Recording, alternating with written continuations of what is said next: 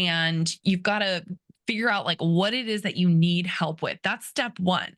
And then my step two and my solution is like, once you've figured that out, once you've created the systems, figured out, what are things that you could offload and take off of your plate, then that's when you move into like my hiring methodology on like posting a job description, onboarding someone into your home, doing all of that. But like I had jumped way too far ahead. And I think people were like, who is this crazy lady's telling me I need a house manager? When really it was like, I have to help people get there. And so I feel like that has just been a huge part of my journey in this first year is like taking steps back to go Yeah. to move forward. Yeah, absolutely. Absolutely. And again, like I think that these are all good signs. Like you're really listening, like the idea of like listening to your audience, not feeling too chained to the original idea. Welcome to the Limitless podcast, the show where women entrepreneurs become radically aware of their limiting beliefs, learn to value their worth, generate wealth, and to thrive as a magnetic brand leader. I'm your host, Jamie Ratermann, a six-figure holistic business coach. I've helped over 100 rebellious entrepreneurs master marketing, embody leadership, and say fuck it to the hustle. Let's dive in. Hello, lovelies. Welcome to another episode of the Limitless podcast. Today we have a special guest who's going to help us have it all, or at least poke holes in the idea that women have to do it all. So on the pod today, we have Kelly Hubbell, a full-time working mom of three and founder of the Sage Haus, a platform helping busy parents reclaim their time by outsourcing the mental load, creating home systems to support a healthy division of labor. Who doesn't need that in just like their regular life? Like I'm thinking about how my husband with four kids doesn't know how to go to the grocery store. So all of those systems that I would love to have, but also to, of course, on this pod, we talk all about how systems get to be so supportive to allowing us to have a little more freedom in our life. So I'm so excited to have Kelly on today. Kelly, welcome to the podcast. Hello, hello. Happy to be here. Thanks for having me. And yes, we all need better systems. So it's not just you. You're not alone. I feel like systems are, that's one thing that I feel like it's always a repeated saying is like systems create freedom, systems create freedom. So I can't wait to dive in. But tell us a little bit more about what you do and maybe why you chose this to be your business. Like, why was this the thing that you were so excited to turn into a business that you get to run and be the CEO of? Sure. Yeah. So, I mean, I think on the on the topic of systems, we have done so much to create better systems and operations, I think, in business and in entrepreneurship and startups and big corporations, but we haven't really brought those same principles into our homes and into our household. And so I think, like, thinking about it from that lens, that is one of the reasons that I'm sort of stepping into this place of let's create better systems in our home like we do in a business, because there are so many benefits to doing so. I mean, my story is probably not dissimilar to many busy women, busy moms, busy professionals out there, which is I was a yes person and I kept taking on more and more. And I thought I could do it all. I went into parenthood, especially with a lot of gusto and a lot of, I am going to be the best mom on the planet. I am going to find all this balance and I'm going to continue working full time in my career and finally I got to a breaking point and realized that it was time that I needed help. So I sort of was on a journey to find more help. I've implemented since then like a lot of systems, a lot of support in my life. And it's just been hugely beneficial to me and my mental health and my physical health and that of my family. So much so that I want to shout from the mountaintops about the solution that worked for me and my family. And that's really why I've set out on a mission of helping busy parents reclaim their time, I love it. reclaim their identity, create a better division of labor in their household. And so, yeah, that's kind of what I'm up to. I love it. I love it. So I would love to really explore that moment or that experience that led you to decide that okay, I deserve to have support, but also to make that transition from what I like to call my corporate girly years to being like this entrepreneur side of things. So can you tell me a little bit about what you were doing before you decided to start your business and what led you to officially walk out and be like, I'm going to make money helping women, helping parents reclaim their time?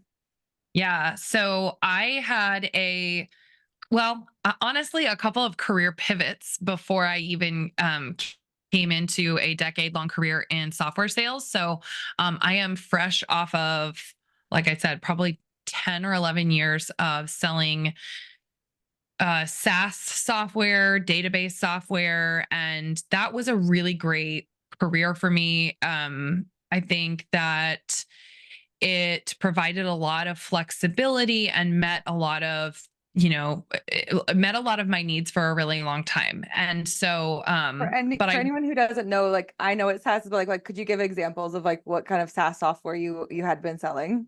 yeah, sure. So I sold very technical software. I started off in like HR, like human resources software. I moved into selling containerization technology, which is basically like cloud based, very, very technical software. And then most recently was selling database software, really like a data cloud technology to help clients. A lot of my clients here in the Pacific Northwest, where I live in Portland, Oregon, but really helping them to make more data driven solutions. And so, yeah, I mean, as you probably know, Jamie, like it's a I mean, sales is a very high pressure role.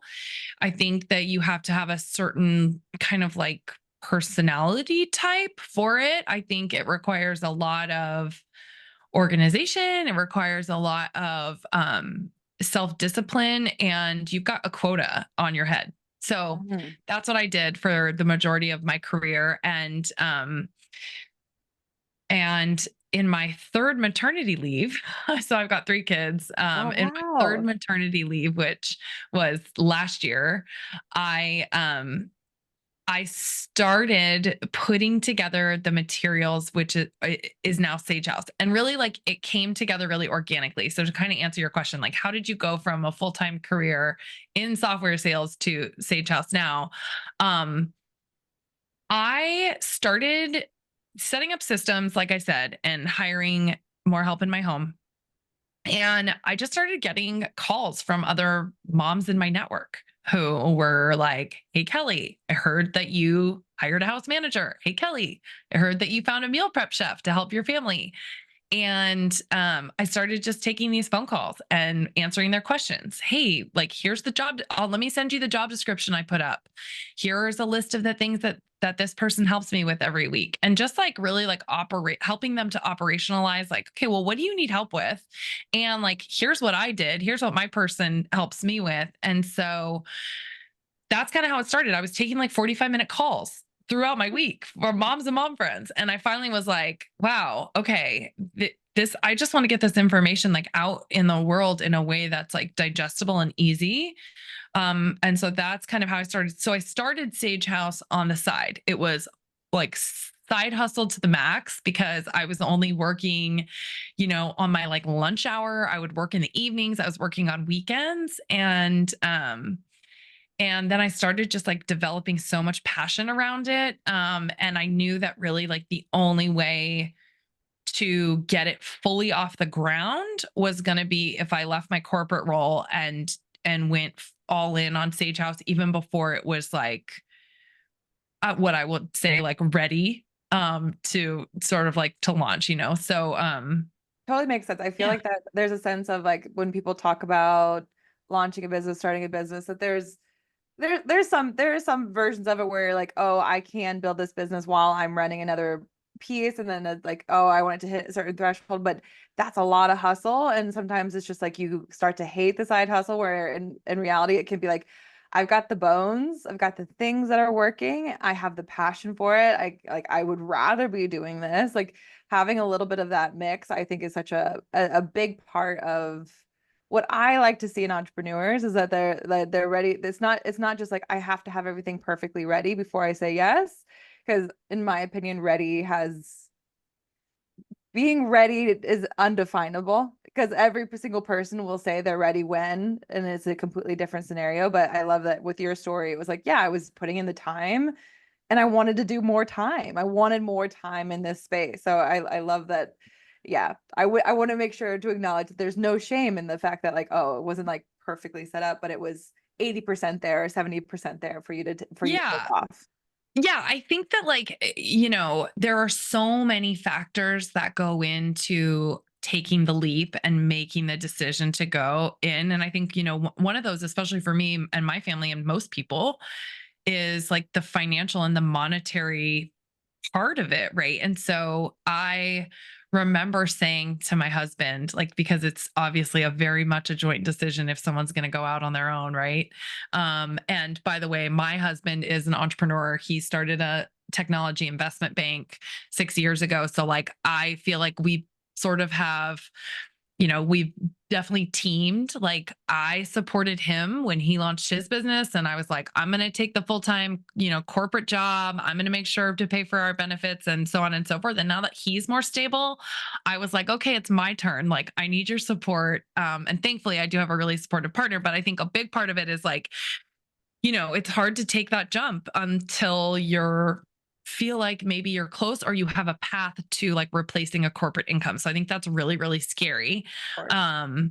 My intention was actually to work for a longer time in my corporate role before I made the big jump. But like, you know how life works. It's just timing and the right time, the right thing. And I was really glad that I did have a lot of like the structure and the bones, to your point, like kind of set up and going. Like, at least, I had like, I had some social media marketing that had been going. I had like some people subscribe to my new newsletter, and I was starting to just grow that sort of audience so that when I made the big jump, I could like go full in, all out, and not feel like I was starting from zero. I love that though. I think there's a side of that that's important to kind of take note of. I think with for anyone is like, what does it feel like just to put it out there? Like that from what you're sharing, it's more than that. But the idea of like, I have an idea, like share the idea in the simplest form and whatever that looks like. So where did you start when you said you posted it on social media, you were doing these things? So if you're doing software sales, like did it feel weird to still on the side start talking about this passion of yours? Yes, it felt really weird, and it also was a little bit unnerving, especially because, a lot of the work I felt, I was a working mom. I was a full-time working mom, and I felt like, you know, uh, uh, typically your, I guess, ideal customer profile, if you will, is really you. And so I thought, I want to find all of the other full-time working moms like me who are in like even like high pressure roles, executive positions, or like they've got a big quota or whatever, and they're like working so much, because that was me and I needed the help. And so I just was wanted to find them. And so I started thinking like, okay, well, how am I going to get the word out about Sage House? And so I did feel uncomfortable, especially like posting on, LinkedIn about it, because people in my network who knew me from my corporate role were like, what's going on here? Like, Yeah.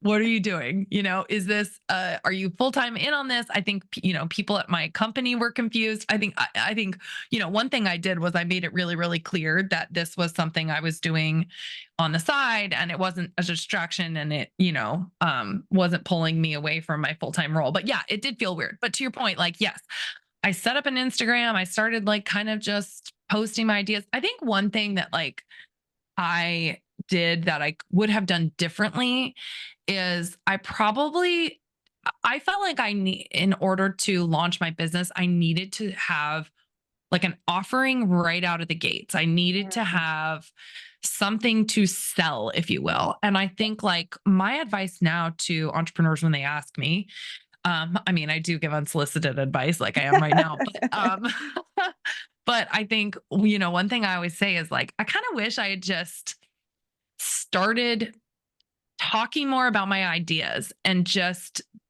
kind of free flowing and like putting them out on Instagram and all these other, instead of like having to have a website, having to have an offer, having to have all these things, because it's like that's what I think the market wants. That's what I think they need. But Yeah. like it's not necessarily always aligned. So anyway, I Oh, feel like but I completely agree with so many things you're saying. So there's a couple of things in here, just because like there's a, I will talk about this like until the cows come home, to be frank, is that like people think they have to have this perfect website. They have to have it like perfectly designed. They need a logo.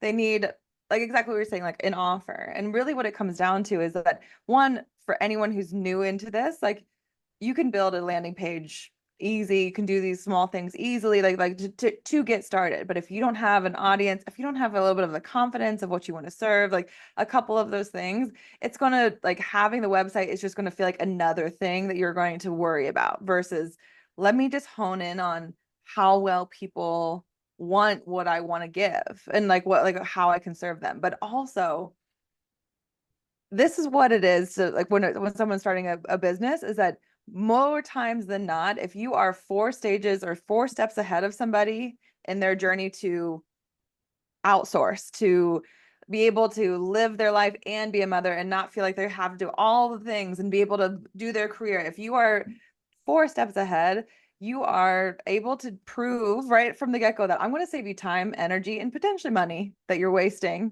at this very moment. And that should be enough to allow you to see that, oh, okay, I've got a solution to offer. And now when I'm posting, like when you using posting, using conversations, networking, whatever it might be, but I of course I'm going to lean towards LinkedIn and Instagram and these different places. You're starting to grab market research simply by putting yeah, yourself out there. Like the response you get, the questions you get, like they're all like in real time, somebody going, oh, I've needed this. So like I'm 100% behind the thought of, what if you just shared, got confident about sharing, built the audience, and then model the offer after what you know, but also the common questions that come towards you. So I think like there's, for me, like that's a better business model, especially in the service industry, more so than maybe the products, but like especially in that realm. Then okay, I've got a full beautiful website that I spent 10K on, yeah. for this designer to do, and I have this offer that I think is going to be great, but I'm not sure who's going to come into the offer. Like that type of, like, I've got to do the fourth step before I really get the first three, is not like, I'm 100% on board. I love that that's your approach. Yeah, and I think like I've been in business. So I officially like launched Sage House last September. So at the Oh time my that we're gosh, you're recording coming up on this, your we're 1 year. coming up on my 1 year. Yeah. So, but all that to say, I have pivoted so many times in the last 12 months, 11 months, because once you start to get that feedback, so I'm going to give you like the example, which I jumped straight to the solution. I'm like a super solution and action oriented person, and that's how I am in this business. And so when I launched Sage House, basically someone would say, "What is Sage House?" And I'm like, "Well, every mom needs a house manager." Like that was I was like, well, it works for me. It's a solution. And like every mom just needs this. But I was jumping like 10 steps ahead of my ideal customer because like even when I thought back on my own journey, like I didn't just, pull up Nanny Lane or care.com and like find a house manager. There were so many steps that I took before I got there to like, oh, I need more help in my home. And I realized like I had jumped way too far ahead because even before I hired a house manager, I sat down and I figured out what are all of the things I'm doing in my home that are taking me all this time. Like, why does it feel like I'm working the second shift? I am doing all of this invisible labor. And so what I did, which is now what I coach the women in my cohort to do, and really the whole like the reason that I've pivoted to also incorporate home systems in my offering is because step one is like you got to make the invisible visible, and you've got to figure out like what it is that you need help with. That's step one. And then my step two and my solution is like, once you've figured that out, once you've created the systems, figured out, what are things that you could offload and take off of your plate, then that's when you move into like my hiring methodology on like, posting a job description, onboarding someone into your home, doing all of that. But like I had jumped way too far ahead. And I think people were like, who is this crazy lady's telling me I need a house manager? When really it was like, I have to help people get there. And so I feel like that has just been a huge part of my journey in this first year is like taking steps back Yeah. to move forward. Yeah, absolutely. Absolutely. And again, like I think that these are all good signs. Like you're really listening, like the idea of like listening to your audience, not feeling too chained to the original idea. Like there's so many good things that like that are coming from this, but I think what the ultimate goal is that taking action, being solution oriented, like you're saying, is about this clarity, this absolute clarity of, okay, like I thought this was the right thing, but maybe I need to take two steps back, but this is the right thing. And ultimately, the lack of clarity with like people's ideas is something that I think, I mean, I help people with, you help moms with, and like being able to go, what do you want your life to look like? What do you want it to what's the ultimate goal? Like is it systems, or is it like they want their time back? Is it like, someone cooking them meals, or that they actually get to like have quality time with husbands and children, or they get to, go out with their girlfriends or whatever it might be, like being able to really understand that the thing that you're providing, like the process, the method that you're providing is the work, but you're ultimately wanting to create this bigger life because you got that and you want everyone else to have a piece of it. Yeah, exactly. I think yes. I mean, everything in life comes back to aligning to your own priorities and like your core values and what's important for you. And I think, my sort of hypothesis is whatever that is for you, I'm certainly I'm not the right person to come to if like you need like therapy and advice on life coaching for like what are your priorities. But my hypothesis is like those things require time. Mm-hmm. And you need time to do those things. And so, like, my whole goal is like, I'm going to reclaim you time. I'm going to get you 10 hours back a week. I'm going to help you get 15 or 20 hours back a week. And how you then choose to spend it is totally up to you. Um, but first of all, it's like finding the solution to like, I just need a chunk of time back in my life. So, Of course. for me, my reclaiming my time, it's so meta because me reclaiming my time, I started getting time back and was like, oh my gosh, I'm a new person. And it wasn't even, and what I always tell parents and professionals and who work with me is like, it's not just about the time, it's not just about the hour you got back from going to the grocery store. It's about the fact that your mind space is now so cleared because you're not thinking about The figuring out mental load is what so kind of real. what kind of groceries you need, what you have on hand, what are you going to eat this week, what do you like, all of the thing, getting there, what time is the best time to go, is it going to be busy, where am I going to park, getting back, unloading the groceries, reorganizing the pantry. Now that like my clients no longer think about like the standard grocery list that they need bananas on hand because their kid eats like 5 a day or whatever. um it frees up their mind so much. Like I felt so freed that it wasn't even just that like sure I got to go to another yoga class a week. I started doing my monthly mom's nights out. I started doing things that like were really important for me, like reading books again. But then I had all this mind space that then I was like, huh, I think I could use this mind space to like create a business and like get all of this out in the world. So I feel like it's incredible what happens when you not only clear your calendar and the time, but like your head, because you're like, wow, I have the energy and I'm so capable. And like I have these things that I've been wanting to do or I've been thinking about for so long that like I can now actually execute on because I have the capacity. Yes. Yeah. So what I like a couple of things I was taking from what you're saying is that this idea of like I am capable, I have the energy, but the side of, or at least the thing that I believe holds people back is that like is being able to say like I have the energy, but it's going to the wrong things, or it's going to the things that aren't necessary. So like being able to really, like, I think what comes up often is that somebody goes, well, I can do that. Like it's not that big a deal. I shouldn't have to pay somebody to do that. Like it's like that's simple enough. I might as well. So there's a Mhm. lot of those that and I said at the beginning of the episode that this idea of like we can have it all, but people also assume by having it all means we have to do it all. We have to do it all together. So what would you say for somebody who feels like maybe they don't deserve to have that kind of support, or they continuously just feel as if like, oh no, if I put in the time, it'll get better. I just got to do it. I got to pull the all-nighter, or I've got to I'll just do the extra things. I'll go to the grocery store right before it closes because I didn't have time to do it today. Like all the little things that we argue, we decide that we can do it. We can do it. It's okay. Instead of actually like being able to say like, how can I offload this, or is this even freaking necessary for us to have to do?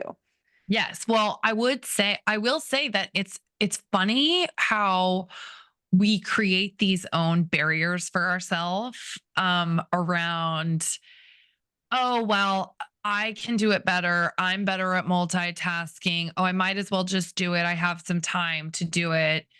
We always talk ourselves out of offloading and outsourcing and even like giving things to a partner to do or having them own it. I think that of course there are like there are mindset things we can do to positive self-talk, instead of talking yourself out of something, talk yourself into something. I think what's so interesting is how we perceive. I'm going to give you an example. Like I- I'll give you a statistic and then I'm going to give you an example. 80% of dual income working households have housekeepers or someone to come and clean their home. And over the last, I'm just going to call it like 60 years, that has slowly become a cultural norm. We have been like, now your friend tells you, oh, yeah, the cleaners come on Wednesdays or cleaners come once a month or whatever. And you're like, oh, yeah, yeah, yeah, my cleaners come on whatever. And we're so okay with this. It's like, oh, yeah, well, cleaning is something we can offload and outsource, and it saves me like 5 hours a week or 4 hours a week or whatever. But we're not, why aren't we taking those same principles and applying them to other things? Sure, we can clean. Yeah, I can clean the toilet just as well as the next guy. But like, we have decided I that would it's not choose the okay. toilet. I would be like, maybe other things. Or like, I can clean the toilet. That's the Yeah. first thing But I like, offer. I mean, we're I'm kidding. I'm capable. We kidding. could do it. Yeah, I yeah. mean, yeah. But it's like, yeah, it's either it's a low joy task and we don't really want to do it, Right. or like we just feel like our time is better spent doing something else. And so my whole thing is like, let's apply that same concept to other things we can outsource, like grocery shopping, like meal prep during the week when it's chaotic, Yeah. like laundry. I feel like, we're all so bogged down with laundry. And it's like, sure, just because you can do it doesn't mean you should do it. It means that, guess what? Someone else can do it. And it's not going to require that much training or supervision. You Mhm. tell somebody once how you like something done, people are pretty smart. They can learn it. You'll hire someone very capable to help you, or you invest in outsourcing services that will come and pick up your laundry off of the front porch, or they'll deliver it back to you folded or whatever it is. But um, yeah, I think like we have to stop talking ourselves out of it and start talking ourselves into it. And I think this is where like a collaboration with a partner really makes a lot of sense. And we do a lot of like coaching around collaborating with our partner and like finding dedicated time to meet with our partner every week to go over these things, because a lot of times partners aren't even aware that we are so bogged down with all of these things. And once you show them and once they realize how much you're doing, they realize your time is just as valuable as their time, and it's better for everybody if it's outsourced, if it's offloaded. Like I felt like for a long time my husband and I were like pushing each things onto each other's plates. Like, you've got two Mhm. plates. Okay. What if we like bring out a third plate and we just start putting things onto this third plate, and this Yeah. third plate starts, like that's okay. We can do that. Um I mean, for me, it's done incredible things for like my own marriage, because I know there's not like keeping scorekeeping. Oh yeah. Um, it's been, it's just, anyway, I'm going on a rant now, but yeah, we got to I mean, start talking ourselves into it. right, right. What I take from it is that like I think slowly, too slowly maybe we're not seeing that it's a badge of honor that we can do it all or that we can multitask. I think like the early in my business, it was like really proving to women that like it doesn't, it's not cool that we're good at multitasking. It's not a cool thing to be because ultimately it creates stress. And Mhm. I will admit that sometimes when I'm talking to my husband and and I like tell him what's going on in my head and he goes, I just want to watch the game and relax. And I go like, Mhm. you don't have like seven things like going through your head. And like I think in the past, like someone was like, men just don't think about details. I'm like, no, men just like are peaceful. Just like Mhm. they're doing what's in front of them. And women deserve a piece of that. They deserve a quieter mind. They deserve to feel Mhm. supported. And oh my gosh, I want to go off on a little tangent, but like this plays to even like when I tend to be the planner of a friend group because I'm always doing those things, but no, in my opinion, there's not a single planner friend out there that only wants to be the planner. Like they would love the gift of just like showing up. They would love the gift of walking in and like for I'm assuming for moms as myself, like walking in and dinner's there and the clean clothes are in the drawers and they would love to feel that they were supported in that way. And I think that's like such a big deal to really get rid of this, I don't know, trophy or badge of like, oh, I'm doing it Yes. all and you should see that I'm like busy and it's fantastic and all of the things. Like I think there's such a, let's get rid of that badge, but also release this idea that you're the best at doing it so no one else can do it because Yeah. this is a conversation that happens when someone's hiring team in their business, and I can use it as a reference to even like my own husband is that I do things differently than the way somebody else would do them. In no way shape or form does that mean that that's better. It's just that's what I'm comfortable with doing, so being able to really release some of these particular things because the benefit of being taken care of, the benefit of like not having to think about those things on your list and someone just like, here they are, they're ready for you. Like that's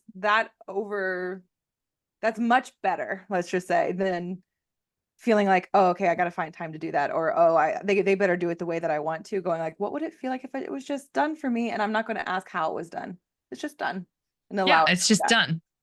Yeah, exactly. Well, and I think you also touched on something that I am personally trying to change the narrative around like being a super mom. Oh, And we say that in our culture, in our society as a compliment. And I think that needs to change. I'm on a mission to change it because I mean, I'm guilty of this too, you know, saying to a mom, like, oh, you're such a super mom. Oh, wow. I don't know how you do it all. And what we've learned, I mean, there have been so much research and studies in the last decade, even on multitasking, on doing it all, on burnout, on anxiety and depression, and all of those things that we're experiencing, that it ends up like it is not good for our health to do it all, to continue to be the one that is doing it all, holding it all, managing it all. And we need more help. And so, you know, I firsthand, I feel like I experienced it. We follow the example that has been set for us a lot of times, right? Like our parents and my mom in particular in my own life was a super mom. I mean, she worked, she raised us, she was a single mom with 4 kids, and she literally did everything, and she got burnt out and she suffered some really serious health consequences and autoimmune diseases as a result. Like I can say confidently, like she spent more time taking care of everybody else than taking care of herself. yeah, And I don't want that for me. of course. I want, you know, I feel like I defaulted into that when I became a mom because I just thought, oh, this is what you do. It's a pattern that was given. It's hard to just like break the pattern. Yeah. Like you can, but like it's a pattern. You continue it, but go ahead. Sorry. Yeah, yeah. And I think I just thought, oh, this is what you do. And it basically took me until I had basically like a breaking point when after I had my second, that I just thought, if I keep up at this pace, like I'm turning into my mom. Like, yeah, there's a lot of things I love about my mom, but there's also things that like I don't want to be. And so those are things that I have changed, and now I'm just feeling like I want to help other moms realize they don't have to do it all. They don't need to be a super mom. Like, and it's so interesting too, because I feel like in our society, we those of us who have a lot of help in our home are kind of like hide it, or like we feel guilty about it, or we feel like, and certainly don't get me wrong, it is an absolute privilege to have help, Mm. to Yeah. have support. And I am not here sitting here and saying like it is not. I am the first person to say like it is an absolute privilege. Me and my husband made the choice to both want to like continue on with our career and be a dual income working household. And as a result of that, we need more support in our household to do all of the other things to make it run and thrive. And so that's just what we've decided. Um, but I just think like there are things we can do on a budget.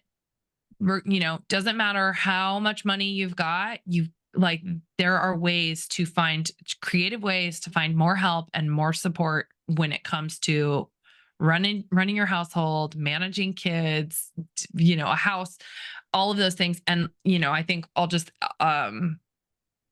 punctuate this by saying that I think even when there are two dual income working parents who have the best intentions of a division of labor, 60-40, 50-50, whatever the division of labor is, they have these intentions that are the best of intentions, but I still don't think there are enough hours in the day for them to get everything done. And I think we just all need a little bit more help.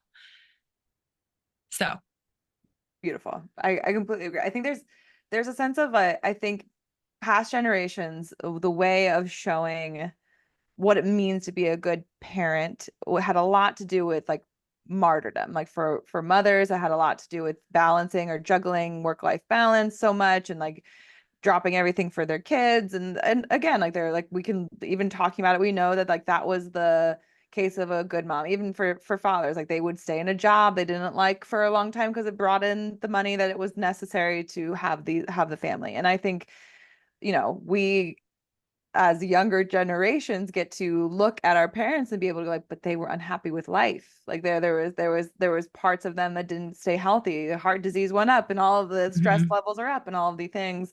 And now like we're really uploading, let's just say we're still working on it, but like uploading the idea that like the more that we pour into ourselves, we create influence, a ripple effect for everything outside of ourselves. So like if that looks like you never miss your morning walk, because even if the kids are like going nuts, but like oh no, she deserves it, there's like these small things. Or if it's this idea of, let me hire somebody in to support me in these ways so I can focus on my area that is going to help me, like that that is as much of parenting what we want, like what kids can see for themselves as well as your friends. I've had more than one friend, there's a previous episode where I actually talked to my friend who became an entrepreneur, where just like being able to say like, I love my life because I started my business, allowed her to realize that she didn't like her life in her business. So it doesn't have to be this like you got to force people to do things for you. It's about how well do you pour into yourself, and that creates the energy that changes, that allows people to find their happiness, all of the above. So I think there, when you're talking through these things, is that we have the luxury of seeing the problems of giving up what we deserve to being a martyr to our kids and all these other areas, versus now let's decide like what do we deserve, and then everything else gets to spill over outside of it. yeah. Yeah, that's exactly it. And I want my kids to see that I asked for help.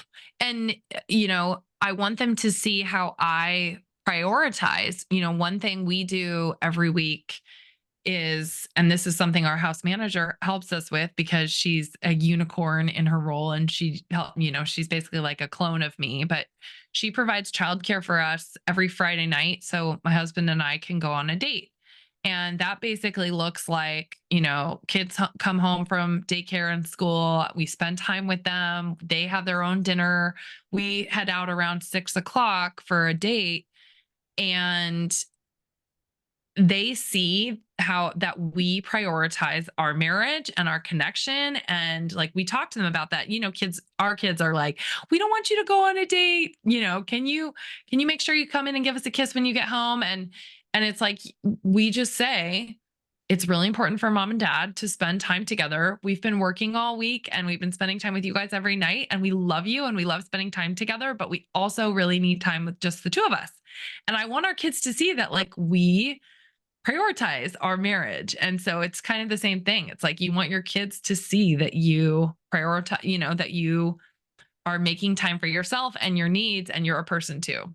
I love that. I love that. It's like pouring into like, what do you want to represent for your kids or anyone around you? And then it just gets to spill out.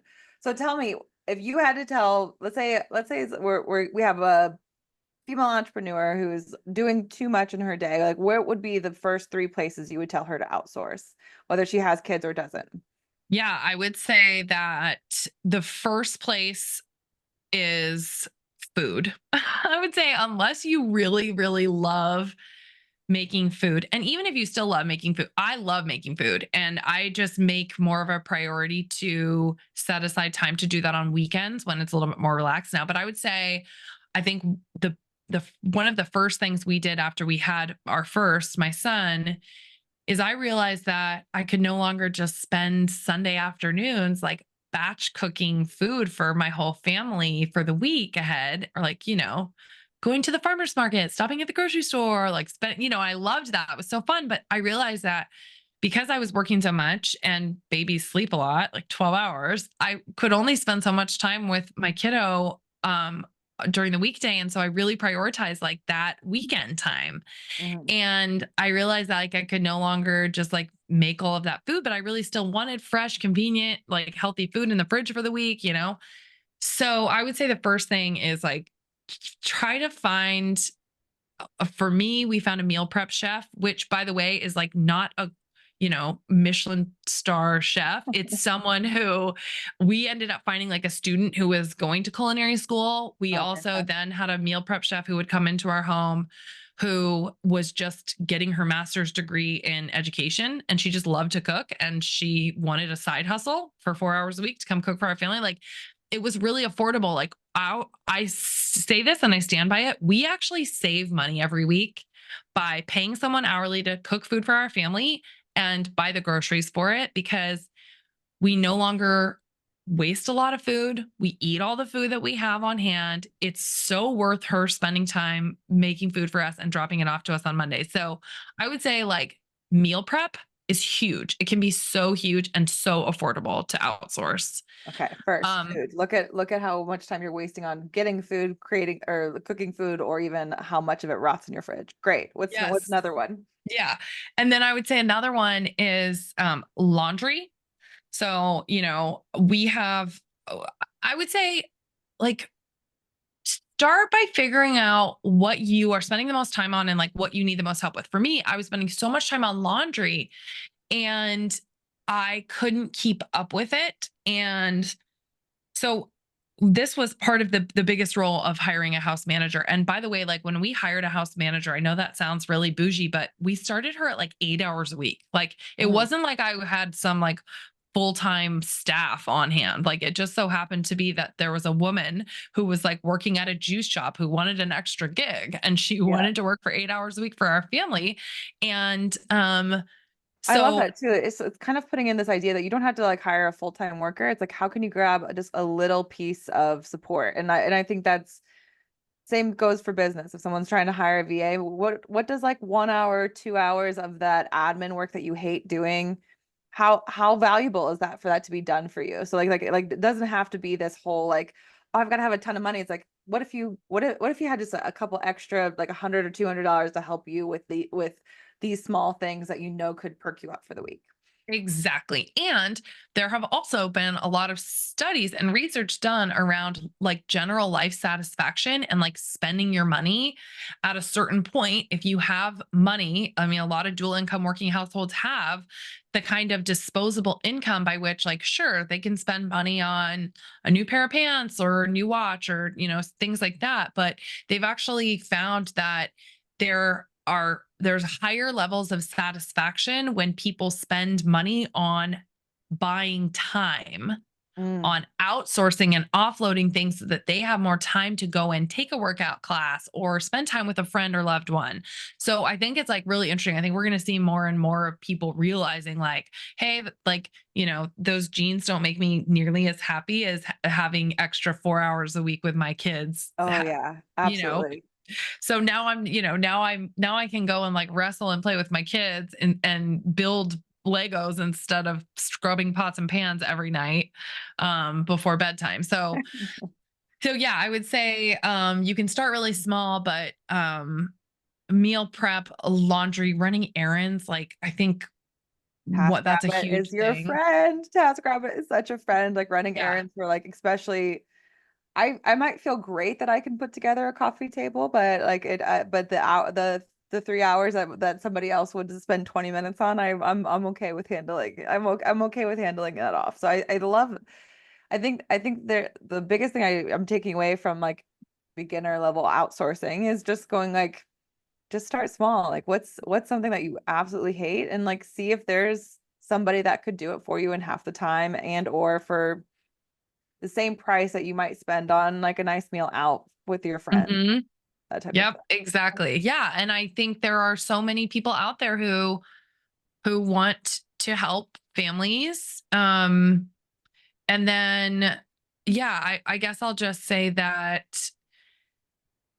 start small, like start with figure out your budget, start small and see what you think. I have yet to have a client who has hired some more help in their home and they've then not kept someone helping them in their home. Like it's seriously so valuable. Oh, I love it. I love it. I feel like we could talk about just how much we all deserve to be supported. I think that's like a big thing of what I'm taking away from our chat is just how much like we want to be able to receive support just like we want to receive money, receive time, all of these things back to us. And I think it's such a big deal with what you do. But I love to ask my guests to make sure that they know what it feels like they can be a little more limitless. What does being limitless mean to you? Yeah, I think it's funny when I hear the word limitless, it takes me back to when I was 23 years old.